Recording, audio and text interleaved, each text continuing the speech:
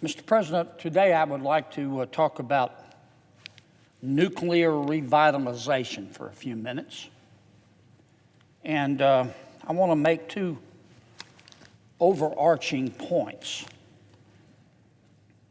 First, no sane person wants a nuclear war. No sane person wants a nuclear war. But, number two, peace through weakness never works. Never. When the United States built much of its nuclear stockpile, the Cold War was raging, and the Soviet Union was our only major adversary with a sophisticated nuclear stockpile. We remember those days. Our nuclear power deterred Soviet aggression and ensured that the Cold War never escalated. But today, fast forward, we no longer face just one threat. Russia still maintains the world's largest nuclear arsenal, but China's nuclear stockpile is growing rapidly. North Korea, as we know, continues to threaten our allies with its collection of nuclear weapons. And thanks to the disastrous nuclear deal with Iran, Iran is marching ever closer to developing a nuclear weapon of its own. So, here's where the United States finds itself today. The United States must now counter nuclear superpowers in both China and Russia, while also deterring the itchy trigger fingers of unstable dictators like Kim Jong-un and the Ayatollah in Iran. We should be innovating and preparing our nuclear arsenal for this new global dynamic, but instead our nuclear stockpile remains stuck in the Cold War. And that is just a fact. Put simply, America's nuclear stockpile is old and it is shrinking. And while modernizing our nuclear arsenal should be a top priority, our effort to restart nuclear weapon production has been riddled with delays and poor planning. And we do not have time to waste. The United States has not built a single nuclear warhead since the close of the Cold War. Let me say that again. The United States has not built a single nuclear warhead since the close of the World War. Instead, we have focused on what we call life extension programs to keep our old weapons operational by refurbishing them. Those that aren't refurbished are destroyed. From 1994 until 2020, the United States dismantled 11,683 total nuclear warheads. And this total does not include the 2,000 other warheads that have been retired while awaiting their own demolition as well. Most of our nuclear warheads are decades old. The facilities where we built and store these are even older. As recently as 2019, the computer system controlling our nuclear weapons ran on floppy disks. I kid you not. Today, we're so far behind in our nuclear revitalization that we cannot even produce plutonium pits. Plutonium pits are an essential component of every nuclear weapon. Plutonium pits sit at the center of a warhead. They're not all that different from pits in a peach. The pit is essential because it triggers the nuclear explosion. Plutonium pits do not last forever. They can only sit inside a weapon for roughly 100 years before we must replace them. And the clock is ticking on many of our Cold War era weapons. During the Cold War, Mr. President, the United States could produce more than 1,000 plutonium pits per year. And without plutonium pit, you can't have a nuclear weapon. But the United States has not regularly manufactured plutonium pits since 1989. In fact, the United States has not produced a single warhead-ready plutonium pit since 2012. And as you would imagine, our nuclear engineers cannot just stop by the hardware store to pick these up. It doesn't work that way. Pit production is a very complex, a very expensive, and a very time-consuming process. But our adversaries haven't stopped. Our adversaries certainly haven't stopped. China, Russia, North Korea, Pakistan, all continue to produce plutonium pits to ready their arsenals. Yet the United States of America fell asleep at the wheel and let our plutonium pit production die off almost entirely. Keeping our nuclear arsenal in shape is sort of like keeping your body in shape. If you stop exercising altogether, it will be very painful when you start it again. The United States is learning this the hard way. In 2014, Mr. President, the Department of Energy and the Department of Defense determined that it would need at least 4,000 new plutonium pits. 4,000, not 40, not 400, 4,000 new plutonium pits to replace the aging pits in our current weapons as part of our larger refurbishment strategy. New pits are also needed for any new weapons that we choose to build. Department officials determined that the United States would need to produce a minimum of 80 plutonium pits per year by 2030 to be able to reach our national security goals by 2080.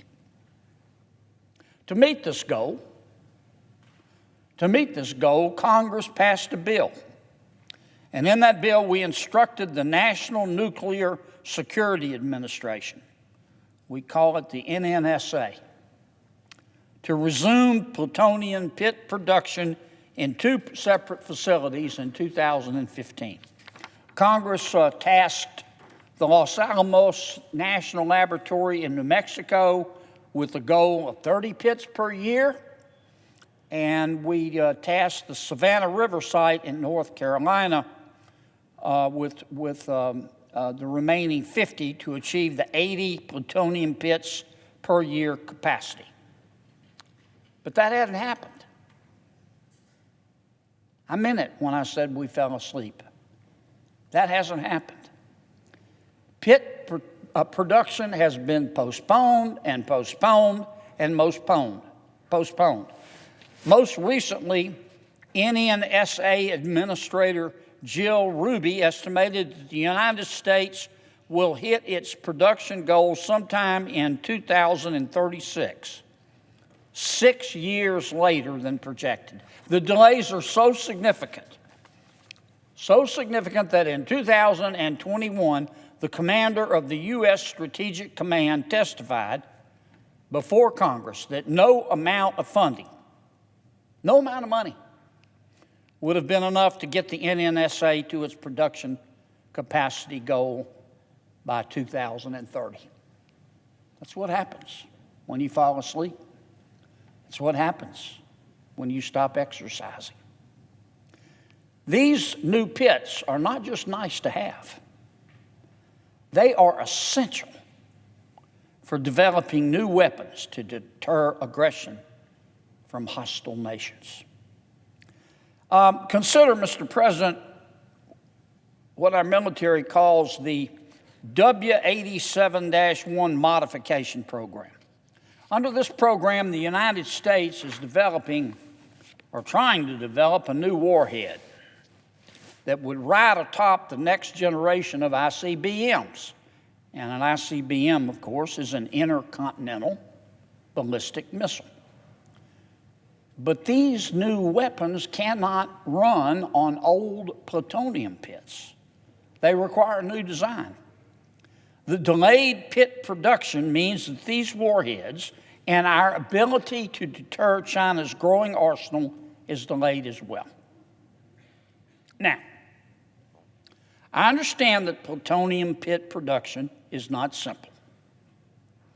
And like many other workplaces in our wonderful country, supply chain issues and a shortage of qualified workers created unexpected problems for our capacity goals. I get that.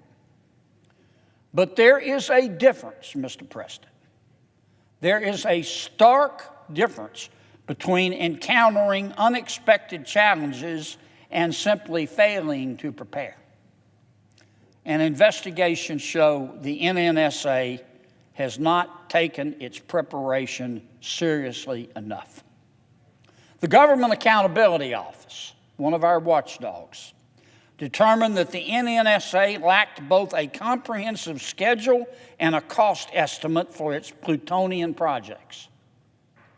Importantly, the NNSA also lacked an integrated master schedule that can be used to coordinate everything from production to staffing. Administration officials, Mr. President, recently announced better, more concrete schedules and cost estimates, but that cannot make up for the valuable time that we've already wasted. It can't. And concerningly, the NSSA remains on the Government Accountability Office's list of organizations that are at high risk for, quote, fraud, waste, abuse, and mismanagement because of its practices. It gives me no joy to point these things out. Modernizing our nuclear stockpile is essential for maintaining our national security and affirming our position as a global leader. Our weapons don't only protect Americans, we know that. They protect our allies. As part of our extended deterrence strategy, we've agreed to help defend our allies who don't have nuclear weapons of their own, in large part to deter them from getting nuclear weapons. But our allies aren't stupid. They see our antiquated stockpile, and they wonder if we can follow through on our promise to protect them if they themselves do not acquire nuclear weapons. Take our friends in South Korea. They announced their doubts earlier this year. South Korea has considered developing its own weapons because its leaders do not know if America's arsenal is ready to answer the call if, God forbid, South Korea ever faces an imminent nuclear threat. Now, our friends in South Korea, and they are dear friends, they're not going to say that in stark terms. But we know from our diplomatic relations that's how they feel. The good news is that after some recent negotiations, our friends in South Korea, our ally, South Korea, reaffirmed its commitment to work with the United States. But this situation, I bring it up because it showcases the severity of our problem. The people of South Korea are our friends. They are our allies. They embrace democracy as we do. But if they're doubting our capabilities, our adversaries are too. You can bet on that. Look no further than China. Now, I don't hate China. I don't hate the Chinese people. They're wonderful human beings with souls like all of us, and they have the right to freedom and self-determination. I don't want a Cold War with China. I don't want a hot war with China. But according to the Pentagon, China already has more intercontinental ballistic missiles than the United States. In 2001, China had 400 nuclear warheads.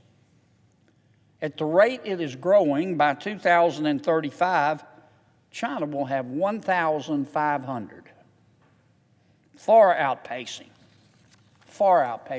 the Pentagon's initial projections. China is also rapidly innovating. The Chinese military has been testing nuclear-capable hypersonic missiles. These nuclear-capable hypersonic missiles can fly 5 times the speed of sound. That's roughly 3,800 miles an hour. A few weapons that China is also testing could leave its intended target only minutes to respond. The United States of America cannot continue inching along while China quadruples its arsenal with newer and faster nuclear weapons. The days when we could neglect our nuclear stockpile without risking our national security, Mr. President, are over. Our ability to deter unstable nuclear powers and maintain a peaceful world relies on our ability to continue innovating in ways only freedom-loving Americans can. But these vital projects rely on our plutonium pit production, and failing to produce pits at full capacity is just not acceptable. As the ranking member on the Appropriations Subcommittee on Energy and Water Development, I know we will continue our focus on this issue as we must modernize our nuclear stockpile for the peace and safety of generations to come. And I'd urge my colleagues to make it a priority as well. We cannot fix this problem overnight. We didn't develop this problem overnight. But if we continue to work in a bipartisan fashion, we can restore our stockpile. We must restore our stockpile. It's time, Mr. President, for the United States to get serious about revitalizing its nuclear arsenal so that we can continue to have the most reliable and sophisticated defense systems on the planet.